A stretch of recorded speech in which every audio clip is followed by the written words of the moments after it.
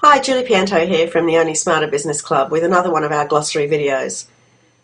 Today we're going to talk about web hosting and web hosts. So what is a web host?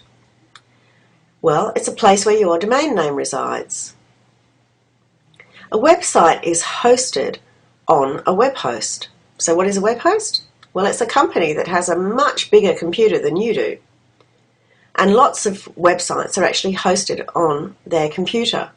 And not only that, but their computer is linked to all the other web hosts.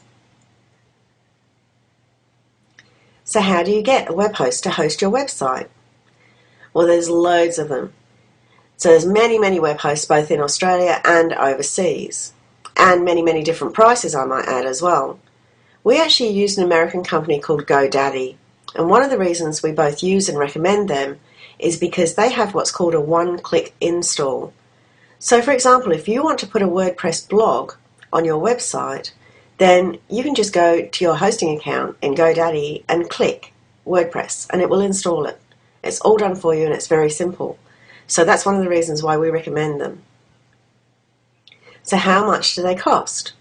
Well, for GoDaddy, it's around about $80 per year, but the charges do change depending on how much space your website takes and also what the traffic is. But in most cases, a starter package, if you like, of around about $80 per year will do most people's websites. If you prefer to use an Australian company, Melbourne IT start their web hosting services from about $24.95 a month. But there's lots of other companies, even Telstra do web hosting. I think theirs is a bit more expensive than that though. One of the things we don't recommend is for you to go to a cheap web host, someone that you have no experience of or that you have had no recommendations made, because your web host is going to be the person or the company which is responsible for keeping your website available.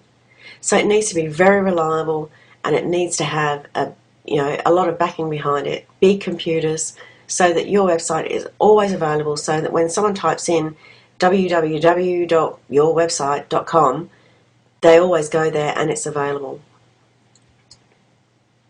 If you'd like to ask a question about web hosts or web hosting, or anything else for that matter, please do so below this video.